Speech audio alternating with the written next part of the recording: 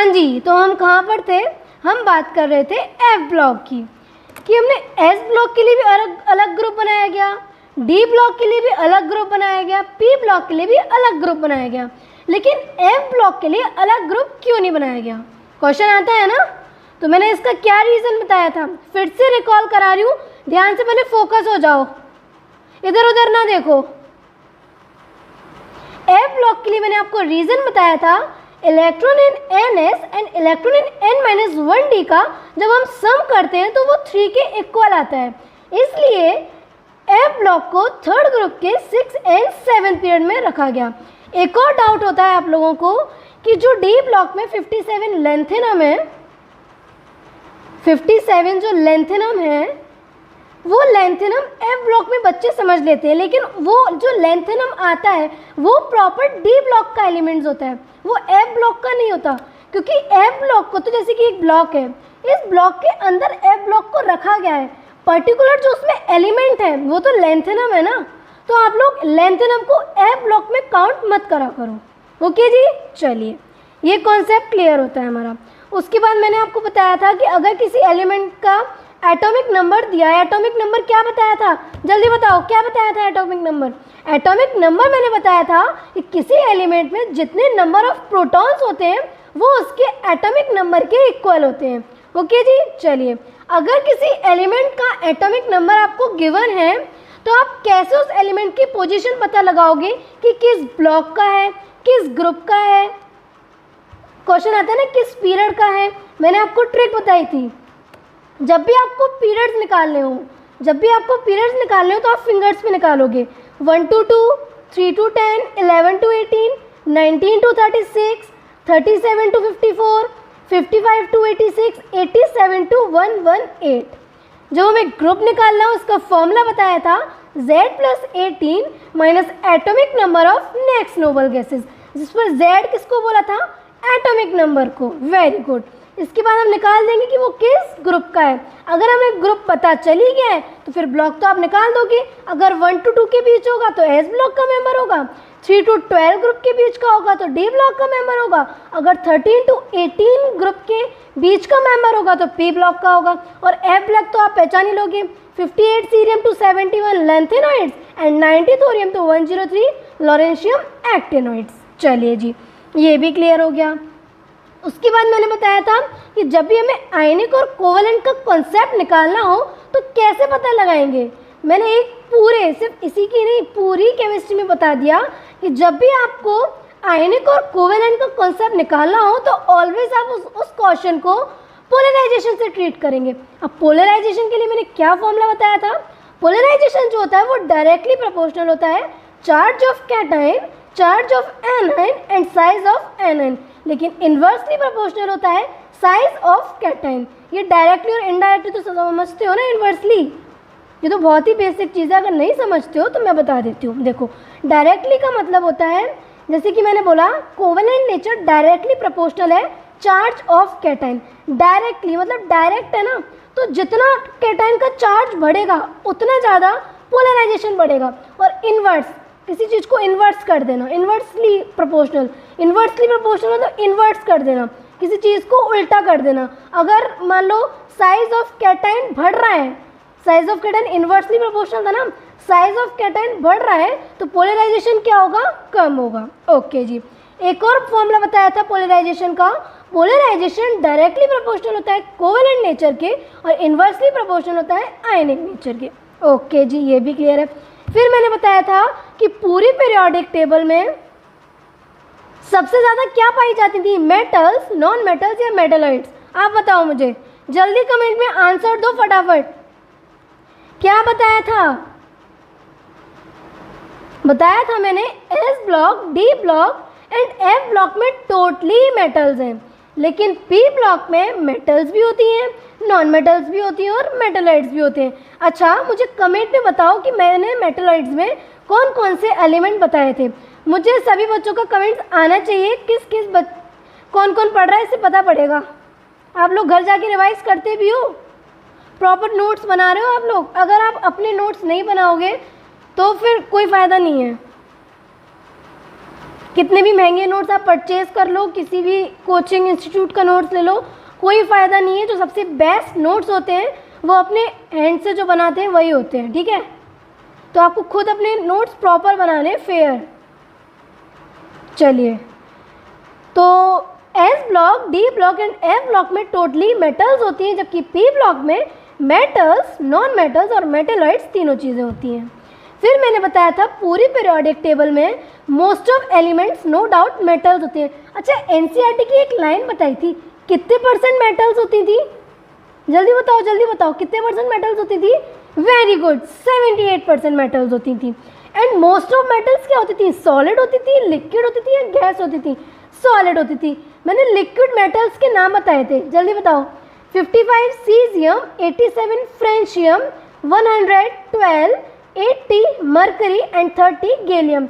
एक और point note करो इसमें, हमें जैसे कि पता है कि जो मरकरी यूज़ होती है वो किस में यूज़ होती है? यूज इन हाई टेम्परेचर में, है ना। मरकरी यूज पारा जिसको बोलते हैं, यूज इन हाई टेम्परेचर में। लेकिन गैलियम जो होता है उसका भी टेम्परेचर मेज़र करने में यूज़ किया जाता है, ठीक है। ओके जी, ये नया पॉइंट है, नोट डाउन कर लेना। यहाँ तक हमने पढ़ लिया था। उसके बाद हमने क्लासिफिकेशन ऑफ एलिमेंट्स पढ़ा था on the basis of last electron. मैंने बताया था कि अगर इन एलिमेंट्स को एस ब्लॉक में रखा गया है तो इनको एस ब्लॉक में क्यों रखा गया? ऐसा क्या देखा गया इन एलिमेंट्स में कि इनको सिर्फ एस ब्लॉक में ही रखा गया, इन एलिमेंट्स को सिर्फ डी ब्लॉक में ही रखा गया, इन एलिमेंट्स को सिर्फ पी ब्लॉक में रखा गया? ऐसा क्या देखा गया एलिमेंट्स में? मैंने बताया था कि लास्ट इलेक्ट्रॉन जिस सब शेल में जा रहा है, अगर last electron S sub shell में जा रहा है तो वो एस ब्लॉक में रखा गया। अगर last electron D sub shell का जा रहा है तो वो डी ब्लॉक में रखा गया। अगर last electron P sub shell में जा रहा है तो वो पी ब्लॉक में रखा गया। अगर लास्ट इलेक्ट्रॉन एफ ब्लॉक में जा रहा है तो वो एफ सब शेल में जा रहा है तो वो एफ ब्लॉक में रखा गया। क्लियर है? ये मैंने आपको एस भी पढ़ाया था, मैंने आपको इनके एलिमेंट्स याद करने की ट्रिक भी बताई थी, जो नोट्स बनवाए थे उसमें ट्रिक भी बताई थी आपको। डी ब्लॉक भी पढ़ाया था, एफ ब्लॉक भी पढ़ाया था और पी ब्लॉक भी पढ़ाया था। ओके जी, क्लियर है। सेकेंड हमने क्लासिफिकेशन पढ़ा था, बोर क्लासिफिकेशन। अगर सारी आउटर मोस्ट सेल, फिर पेनल्टीमेट शेल, फिर प्री पेनल्टीमेट शेल बताई थी। इसके बाद हमने 4 ग्रुप्स में डिवाइड किया गया था। नोबल गैसेस, जिसमें कि अल्टीमेट शेल कंप्लीटली फिल्ड होती हैं। सेकेंड हमने बताया था, क्या बताया था? Normal and representative element. वो कौन कौन से एलिमेंट थे? एस एंड पी ब्लॉक के। लेकिन कौन सा एक्सेप्ट था? 18, क्योंकि वो तुम पढ़ चुके हैं ना। उसमें तो अल्टीमेट शेल भी कंप्लीटली फिल्ड होती है, पेनल्टीमेट शेल भी कंप्लीटली फिल्ड होती है और प्री पेनल्टीमेट शेल भी कंप्लीटली फिल्ड होती है। ये हम पढ़ा चुके हैं। अगर किसी को डाउट है इसमें तो लेक्चर देखो जाकर, पहले मैंने बिल्कुल एक एक पॉइंट क्लियर करा है। उसके बाद हमने क्या पढ़ा था? Transition elements. किसको बोला था ट्रांजिशन एलिमेंट्स? डी ब्लॉक के मेंबर्स को बोला था। लेकिन 12th ग्रुप को ट्रांजिशन एलिमेंट्स नहीं बोला था। क्यों नहीं बोलते? बिकॉज डी ब्लॉक में जो 12th ग्रुप होता है, जिसको वॉलेटाइल मेटल्स बोलते हैं, उनकी पेनल्टीमेट शेल कंप्लीटली फिल्ड होती हैं। उनकी जो पेनल्टीमेट शेल होती है वो कंप्लीटली फिल्ड होती हैं, जबकि ट्रांजिशन एलिमेंट्स वो एलिमेंट्स होते हैं, ट्रांजिशन एलिमेंट्स वो एलिमेंट्स होते हैं जिसमें आउटरमोस्ट शेल भी इनकम्प्लीटली फिल्ड होती है और पेनल्टीमेट शेल भी इनकम्प्लीटली फिल्ड होती है। ओके जी, एक सेकेंड वेट करो।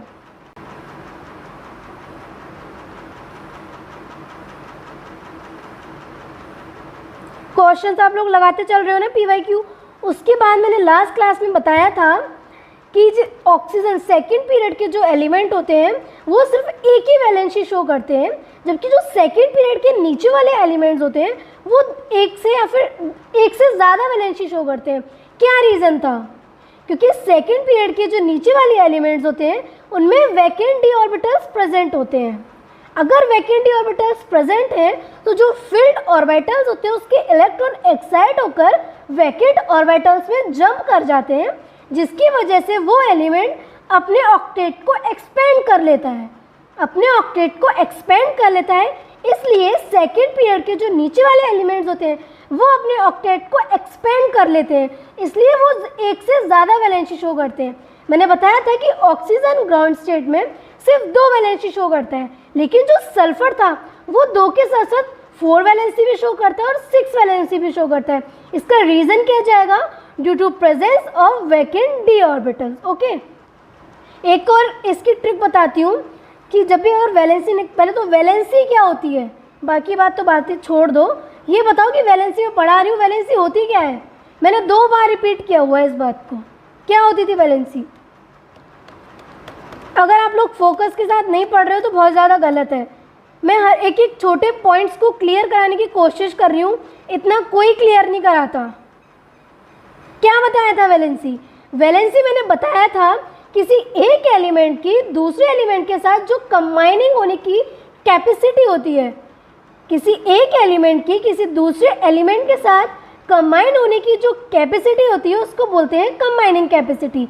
कंबाइनिंग कैपेसिटी को ही बोलते हैं वैलेंसी। ओके, चलिए, अगर वैलेंसी इवन नंबर है, एक ट्रिक याद कर लो, अगर वैलेंसी इवन नंबर है तो जब वो अपने ऑक्टेट को एक्सपेंड करेगी ना तो उसकी वैलेंसी इवन नंबर में आएगी। जैसे कि सल्फर के ग्राउंड स्टेट में 2 वैलेंसी थी, अगर वो अपने ऑक्टेट को एक्सपेंड करेगा, अगर उसमें वैकेंट ऑर्बिटल्स प्रेजेंट है तो उसकी वैलेंसी इवन नंबर्स में आएगी, 2, 4 एंड 6। ओके जी, चलिए, फिर मैंने आपको डी ब्लॉक के एलिमेंट्स कल याद करा दिए थे, है ना। हमारे पास एक बचा था इनर ट्रांजिशन एलिमेंट्स। हम पढ़ रहे थे बोर क्लासिफिकेशन के अकॉर्डिंग क्लासिफिकेशन ऑफ एलिमेंट्स, जिसमें हमारा एक बचा है इनर ट्रांजिशन एलिमेंट्स, जो मैंने क्लियर कर दिया। Inner transition elements F block के मेंबर्स को बोलते हैं। इनकी आउटर मोस्ट शेल भी इनकम्प्लीटली फिल्ड होती है। पेनल्टीमेट शेल, पेनल्टीमेट शेल क्या होती थी? n-1 शेल में जितने इलेक्ट्रॉन्स आते हैं वो भी इलेक्ट्रॉनिक, उनका भी इलेक्ट्रॉनिक कॉन्फ़िगरेशन जो होगा वो हाफ फील्ड होगा, मतलब वो कम्प्लीटली फील्ड नहीं होगी। और उसके अंदर वाली जो शेल्स होती हैं pre penultimate shell, n-2 shell में जितने भी इलेक्ट्रॉन्स आएंगे वो कम्प्लीटली फील्ड नहीं होंगे। मतलब इनर ट्रांजिशन एलिमेंट्स की आउटर मोस्ट शेल के इलेक्ट्रॉन्स भी इनकम्प्लीटली फील्ड होते हैं, पेनल्टीमेट शेल भी इनकम्प्लीटली फील्ड होती है और प्री पेनल्टीमेट शेल भी इनकम्प्लीटली फील्ड होती है। ओके जी, चलिए अब अपना लेक्चर स्टार्ट करते हैं। छोटा सा लेक्चर है आज, ये आज कंप्लीट ही कर देंगे इस आर्टिकल को। ये पहले पढ़ा चुकी हूँ, ये पूरा बोलते हैं ना नोट्स, प्रॉपर नोट्स बन रहे हैं ये। बाकी मैंने आपको पीरियोडिक टेबल का जो एक ओवरव्यू होता है वो मैंने आपको स्टार्टिंग में बता दिया था। देखो, मेटल्स, पहली बात तो मेटल्स आती किस ब्लॉक में है? एस ब्लॉक में, डी ब्लॉक में एंड एफ ब्लॉक में टोटल्स मेटल्स को रखा गया है। एंड जो पी ब्लॉक है उसमें metals, metalloids and non metals तीनों को रखा गया। जब भी हम ग्रुप में ऊपर से नीचे आते हैं तो मेटल्स बढ़ती हैं, मेटेलिक नेचर बढ़ता है। क्यों बढ़ता है मेटेलिक नेचर? अभी बताया था ना, न्यूक्लियस का आउटरमोस्ट के इलेक्ट्रॉन के साथ अट्रैक्शन कम हो जाता है और मेटेलिक नेचर ऑलवेज हम इलेक्ट्रॉन को निकालने से देखते हैं। तो जिसका न्यूक्लियस से आउटरमोस्ट के इलेक्ट्रॉन के साथ अट्रैक्शन अगर कम होगा तो वो इजीली इलेक्ट्रॉन को निकाल देगा, और अगर इजीली इलेक्ट्रॉन को निकाल देगा तो उसका मेटेलिक नेचर बढ़ जाएगा। ओके जी, जबकि पीरियड्स में नॉन मेटेलिक नेचर बढ़ता है। क्लियर है? तो मोस्ट ऑफ एलिमेंट्स, पूरी पीरियोडिक टेबल में मोस्ट ऑफ एलिमेंट्स मेटल्स होती हैं and most of metals solid होती हैं। किस किस को छोड़कर? अभी बताया, 80 मरकरी, 31 गैलियम, ये याद करना है, 55 सीजियम। कई बार यही आ जाता है कि लिक्विड मेटल्स के नाम बताओ, और 4 ऑप्शन दे दिया होता है, उसमें आपको एक करेक्ट करना होता है, जो भी उसमें से करेक्ट होता है। 55 सीजियम एंड 87 फ्रेंशियम एंड 112। याद करो मेरे साथ, 80 mercury, 31 gallium, 55 caesium, 87 francium and 112। Okay ji, जो मेटल्स होती हैं ना, इसकी मेटल्स की कुछ प्रॉपर्टीज़ होती हैं। मेटल्स क्या होती हैं? These are malleable. अब मेलेबल का मतलब क्या होता है? Can be change into thin sheet. जो मेटल्स होती है, मेटल्स को हम पीट कर उसको एक थिन शीट में कन्वर्ट कर सकते हैं, इसलिए मेटल्स क्या होती हैं? मेलेबल होती हैं। डक्टाइल, डक्टाइल का मतलब क्या होता है? Can be drawn into wires. आपने देखा है जो वायर्स होते हैं, जो भी हम इलेक्ट्रिसिटी में जितने भी वायर्स यूज़ करते हैं, उसके जो अंदर वाली जो ऊपर तो कोटिंग होती है, उसके अगर आप अंदर देखोगे तो उसमें जो वायर्स लगी होती हैं ना, वो मेटल्स की बनी होती हैं।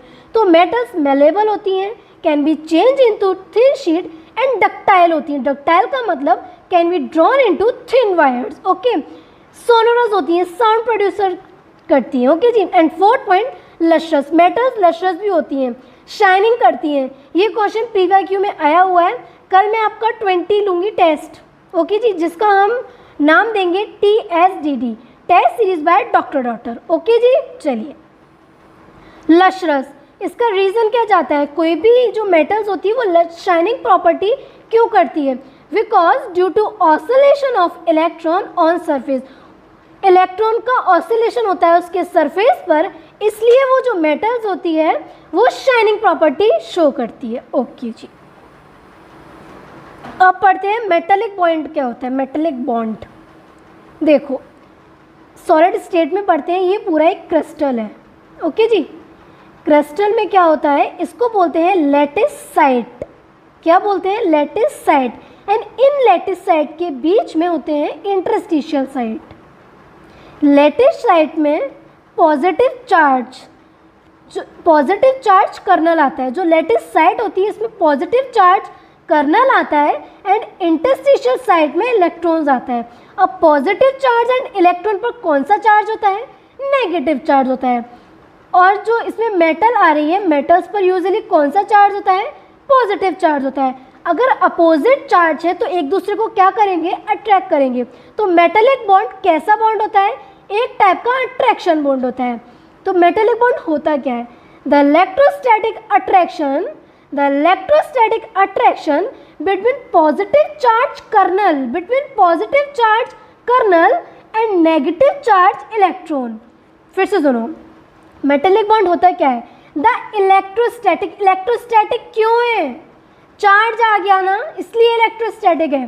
The electrostatic attraction between positively charge kernel and negatively charge valence electron. ध्यान से सुनना, the electrostatic attraction between positive charge kernel and negatively charge valence electron is called metallic bond.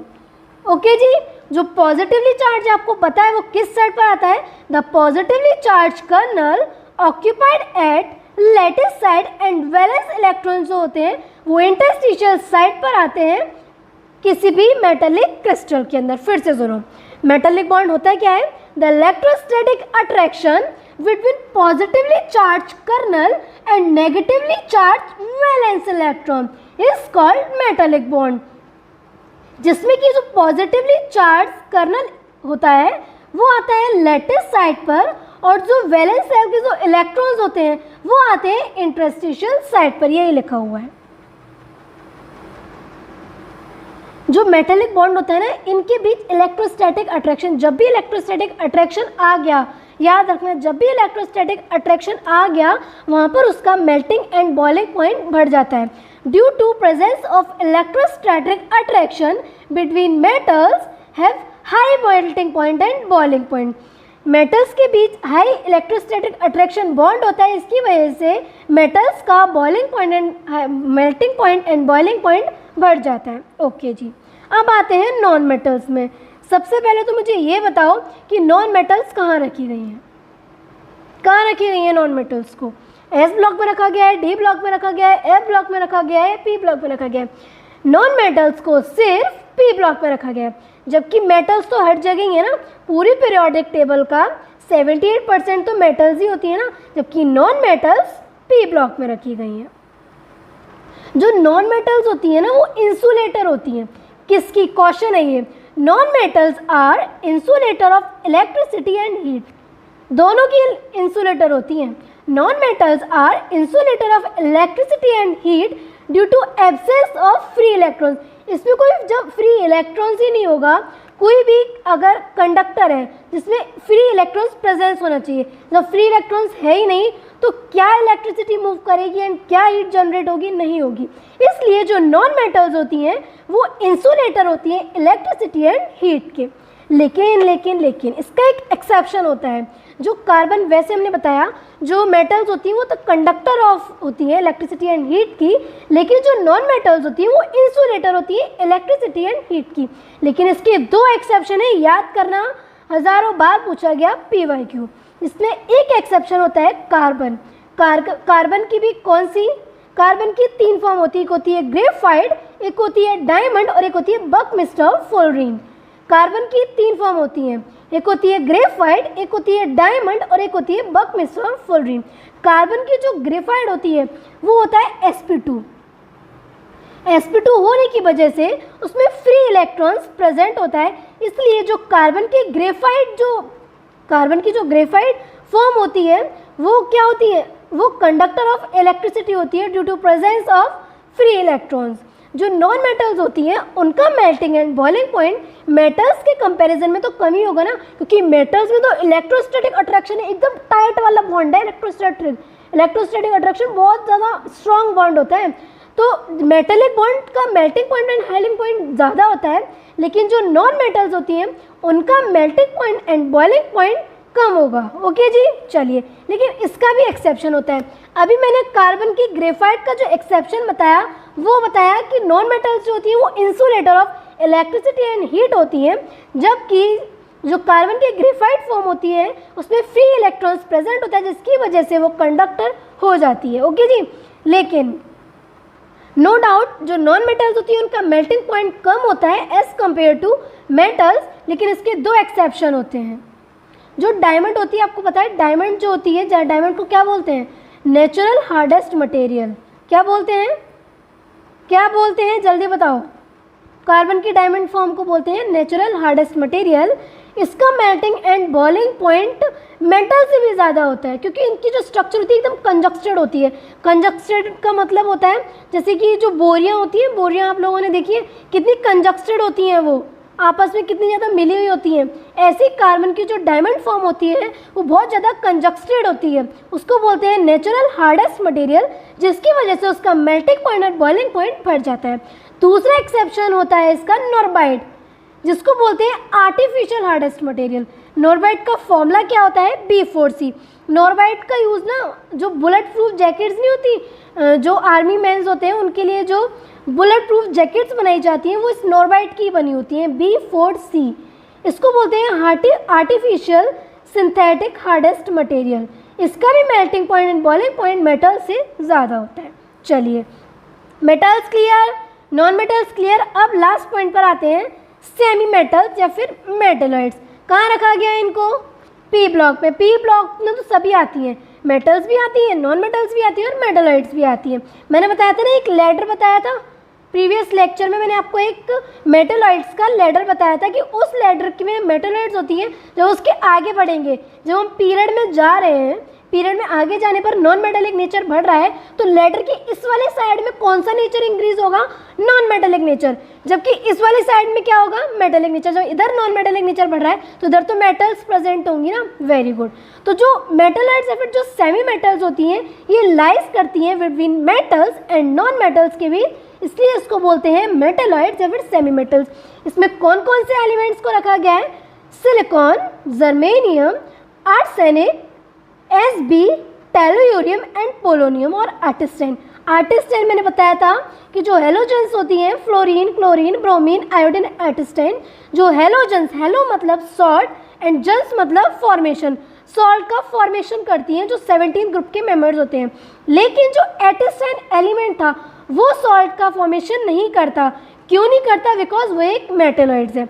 मेरे साथ फिर से याद करो कौन कौन सी मेटलॉइड्स होती हैं, 14 silicon, 32 germanium, 33 arsenic, antimony, tellurium, polonium and astatine. गलती हो गई, एक और बार पढ़ो, silicon, germanium, arsenic, Sb, tellurium, polonium and astatine, इनको बोलते हैं मेटलॉइड्स। ओके जी, चलिए, तो ये आर्टिकल हमारा अभी कंप्लीट होता है। कल हम नेक्स्ट आर्टिकल से स्टार्ट करेंगे, और जो हमारा नेक्स्ट आर्टिकल है वो बहुत छोटा है, तो मे बी वो कल आपका कंप्लीट हो जाएगा। जो थर्ड आर्टिकल है इस पीरियोडिक टेबल का, वो मोस्ट इम्पॉर्टेंट आर्टिकल है। उसमें से आपको कम से कम 4 क्वेश्चंस तो हर ईयर देखते ही देखते हैं, ठीक है।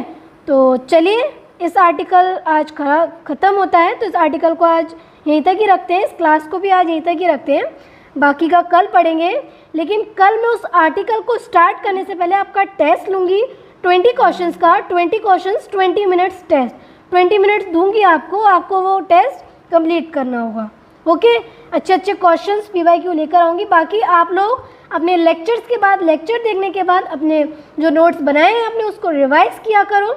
रिवाइज करने के बाद आप कम से कम उसके 50 क्वेश्चन अलग अलग बुक से, अलग अलग मॉड्यूल से। मैं क्वेश्चंस के लिए कभी भी किसी भी बुक को वो नहीं करती कि आप इस बुक से ना करिए।